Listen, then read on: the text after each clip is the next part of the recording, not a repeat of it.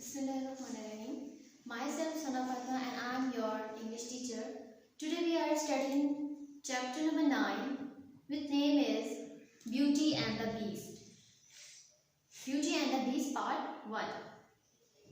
यहाँ पे beauty means वैसे तो खूबसूरती को कहा जाता है, कोई प्यारी चीज़ हो तो हम बोलते हैं कि कितनी ब्यूटीफुल है, कोई लड़की हो, लड़की के लिए हम यूज़ करते हैं ब्यूटीफुल गर्ल. सो यहाँ पे ब्यूटी जो यूज हो रहा है वर्ड, ये सिर्फ यहाँ पे करेक्टर है जिसका नेम है ब्यूटी, वो एक लड़की है उसका नाम है ब्यूटी. और जो बीस्ट है एक जानवर जैसे राक्षस नहीं होते, उसका नेम है बीस्ट. ठीक है. फर्स्ट ऑफ ऑल हम इसकी समरी देखते हैं कि चैप्टर में हमारे पास उन्होंने क्या बताया है. यहाँ पे हमारे पास चैप्टर में सीन 1, 2 एंड 3 है. ब्यूटी पार्ट 1 के कितने सीन है? 3 सीन है. अब हम देखेंगे फर्स्ट सीन में क्या होता है कि स्टार्ट से है कि एक मर्चेंट है. मर्चेंट कहते हैं जो ताजिर होते हैं ना, तिजारत करते हैं, चीज़ें वगैरह खरीद कर तो फिर उसको आगे बेचते हैं. तो एक मर्चेंट है, वो अपने बच्चों के साथ रहता है. उसके बच्चे 3 बेटियां हैं और 3 बेटे हैं. और उनके नेम क्या हैं? पहला है Jack, Joseph, George, April, June and the youngest one is Beauty. जो ब्यूटी है वो मर्चेंट की बहुत अच्छी और फरमाबरदार बेटी है, और जो बाकी 2 बेटियां हैं वो उससे मोहब्बत तो करती हैं, बट वो क्या करती हैं, वो सिर्फ चीज़ों से ज़्यादा मोहब्बत करती हैं कि उनको हर वक्त वो अपने पापा से कहती हैं कि मुझे ये लेना है, मैंने ड्रेस लेना है, मैंने वो लेना है. बट जो ब्यूटी है वो इस तरह का नहीं करती, वो हमेशा काम वगैरह करती रहती है और वो बहुत ही फरमाबरदार बच्ची. और जो बेटे हैं वो भी अच्छे हैं. इस स्टोरी में फर्स्ट सीन में तो सिर्फ यही एक्सप्लेन किया गया है. और अब सेकंड सीन में क्या होता है कि उनका जो एक वेयर हाउस होता है, वेयर हाउस कहते हैं गोदाम को. मर्चेंट का एक वेयर हाउस होता है, वो क्या होता है, वो जल जाता है और उसकी जो भी सारी चीज़ें होती हैं, फ्रूट्स, वेजिटेबल्स, ड्रेसेस, ज्वेलरी, ये सब ईच एंड एवरीथिंग जल जाता है. तो जब उसका कारोबार ही खत्म हो जाता है तो वो लोग गरीब हो जाते हैं. जब वो गरीब हो जाते हैं, जब उनको पता चलता है कि हमारा वेयर हाउस जल गया है, तो वो एक तरह से गरीबी की तरफ आ जाते हैं. जब वो गरीब हो जाते हैं तो जो मर्चेंट होता है वो जहाँ पे रहता है वो ये सोचता है कि यहाँ पे तो काम कोई मिलना नहीं.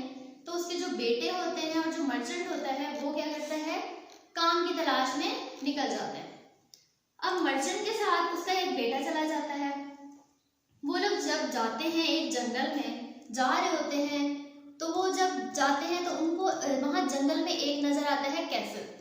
कैसल कहते हैं किले को, जो किला वगैरह होता है उसको कैसल कहते हैं. वो उस कैसल में जब वो बोलता है, अपने बेटे से बोलता है अब तो बहुत रात हो गई है, हम तो थक गए हैं, तो हम फिर यहाँ पे आराम कर लेते हैं. वो कैसल में जाके दोनों आराम करते हैं.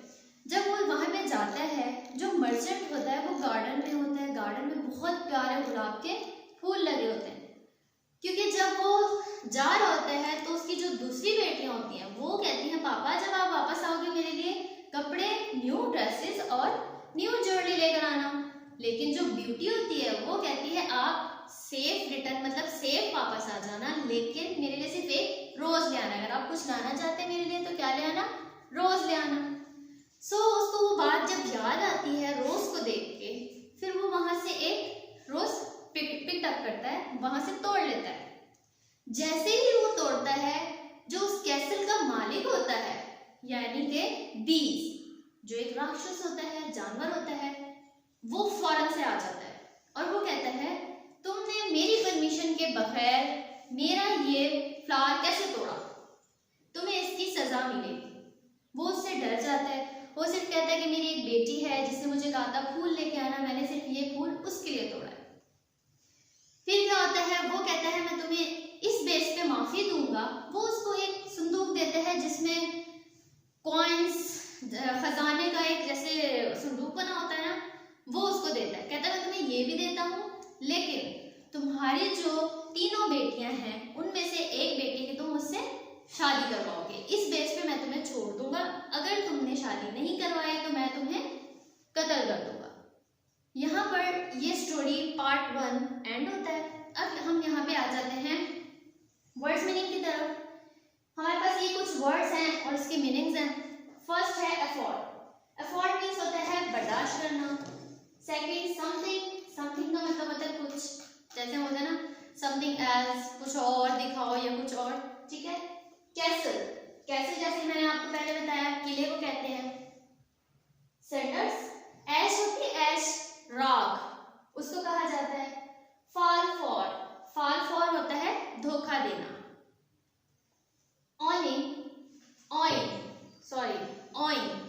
ऑइन जैसे बोलते हैं ऑनर होता है मालिक, उसका ये वर्ड है ऑइन।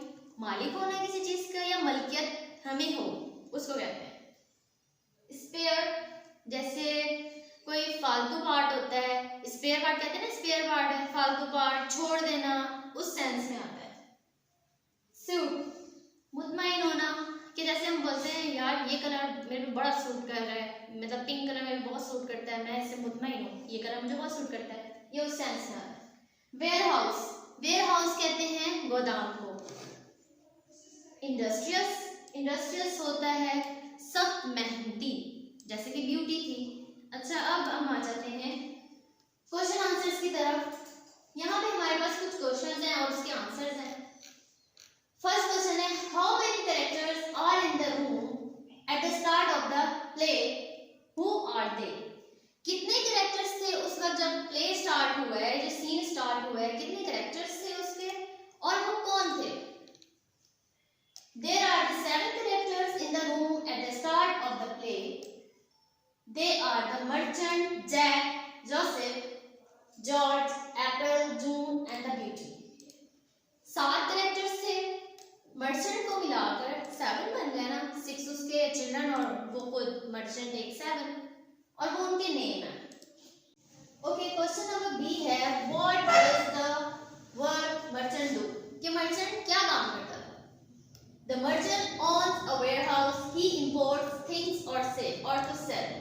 मर्चेंट के क्या एक गोदाम था, वो क्या करता था, चीजें खरीदता था और बेचता था। Who is the most hard working of the children?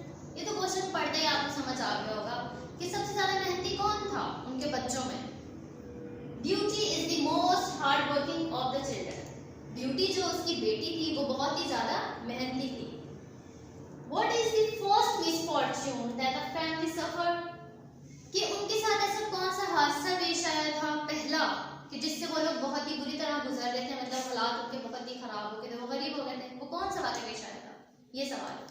जवाब है इसका, the first misfortune that the family suffered is that the merchant's warehouse burns down. क्या हुआ था कि उसका जो वेयरहाउस था, जो उसका गोदाम था, वो जल गया था और जो उसकी जो चीजें आ रही थी बहरी जहाज में, वो क्या हुई थी, डूब गई थी। अच्छा, नेक्स्ट हमारे पास ट्रू फॉल्स हैं, स्टेटमेंट्स हैं। अब हमने उसमें से ये बताना है कौन सी स्टेटमेंट ट्रू है और कौन सी स्टेटमेंट फॉल्स है। फर्स्ट स्टेटमेंट है, the merchant had 3 daughters and 3 sons. अब ये पढ़ते ही पता चल रहा है कि मर्चेंट के 6 बच्चे थे, 3 बेटियां थी और 3 बेटे थे, तो ये स्टेटमेंट क्या हो गई, true. The merchant stored only vegetables, fruits in his warehouse. क्या मर्चेंट सिर्फ वेजिटेबल्स, सब्जियां और फ्रूट्स ही बेचता था, खरीदता था? नहीं, वो कपड़े वगैरह, ज्वेलरी वगैरह भी खरीदता था, इंपोर्ट करता था, एक्सपोर्ट करता था और फिर उनको सेल करता था। Beauty made tea for her father because he was thirsty.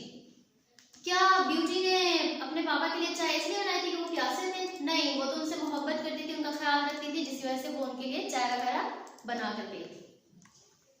Jack agreed to go with his father. क्या जैक एग्री हो गया था फादर के साथ जाने के लिए? नहीं। The merchant and his son found a castle in the forest. जब मर्चेंट और उसका बेटा जा रहे थे तो उनको फॉरेस्ट में, जंगल में एक कैसल मिला था। So this statement is also true. Okay, the last one है हमारे पास, find words in the story which have the same meanings as the following. कि हमारे पास उन्होंने कुछ वर्ड्स दिए हैं, हमने उसके मतलब सेम मीनिंग लिखने हैं। कि जैसे जो उसकी जगह हम, जैसे हमने हैप्पी है तो हैप्पी की जगह ऐसा वर्ड्स यूज करूं कि जो वो वर्ड भी ये शो करे हैप्पी, ठीक है। अब देखिए, पोजेसिंग मीन्स होता है कि हम, मेरी मलकियत है उस पर, ऑनर वाली चीज, मालिक होना, तो ओइंग, ठीक है। उसका सेकंड वर्ड क्या है, ओइंग, मिलता जुलता उसका मीनिंग। सेकंड है गिगमिंग। गिगमिंग्स होता है कि ट्रिक होना, जैसे होशियारियां होती हैं, ट्रिक लगाते हैं लोग, उस सेंस में आता है ठीक है, कि मेरे पास ये ट्रिक है यार कि हम ये काम ऐसे कर लेंगे, से ये उसमें आता है ट्रिक। ठीक है, स्टोर रूम किसे कहते हैं कि जहाँ पे हम अपना एक रूम होता है, वहाँ सारा सामान मतलब जो यूज का नहीं होता वहाँ पे हम रख देते हैं, गोदाम जिसको कहते हैं। तो उसका एक उसकी जगह हम दूसरा सेकंड वर्ड क्या यूज कर सकते हैं, वेयर हाउस। ऐश किसे कहते हैं, राख होती है, जैसे हम बोलते हैं एस्ट्रे। सो उसी तरीके से उसके जगह हम कौन सा सेम वर्ड यूज करते हैं, सिंडर। सिक्योर मीन्स क्या होता है, सेफ होना, सेव करना। ये बोलते हैं जैसे सिक्योरिटी होता है, सिक्योरिटी गार्ड वर्ड सुना है ना आपने, सिक्योरिटी गार्ड होते हैं वो हमारी क्या करते हैं, हिफाजत करते हैं।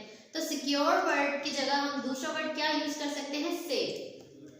हार्डशिप होता है कि बहुत मुश्किल, डिफिकल्टी वाला, मतलब कि बहुत मुश्किल काम है ये, मैं मतलब कि डिफिकल्टीज होना, कि इस काम में बहुत मुश्किल पेश आ रही है, तो वो उसको हार्डशिप कहते हैं। तो हार्डशिप की जगह हम मिलता जुलता वर्ड कौन सा लगा सकते हैं, डिफिकल्टी। सो आज का लेक्चर हमारे यहाँ पे कंप्लीट हुआ है। ब्यूटी पार्ट 1 में हमने सबसे पहले उसकी स्टोरी पढ़ी कि उसकी स्टोरी क्या थी, उसके किरदार कौन कौन से थे, कितने किरदार थे, 7 थे, और उनके नेम हमने देखे क्या थे, और वो स्टोरी क्या थी, और फिर हमने उसके कुछ वर्ड्स मीनिंग्स किए हैं, फिर देन हमने क्वेश्चन आंसर्स किए हैं, फिर ट्रू फॉल्स किए हैं, और देन हमने कुछ ऐसे वर्ड्स किए हैं जिसके सेम मीनिंग्स होते हैं। तो आज का लेक्चर यहाँ पे एंड होता है, खत्म होता है। सो आपने स्टूडेंट्स इस लेक्चर को थोरोली पढ़ना है, सुनना है, और फिर आपने जब नेक्स्ट क्लास में आप आओगे तो हम नेक्स्ट पार्ट इसका पढ़ेंगे। Thank you.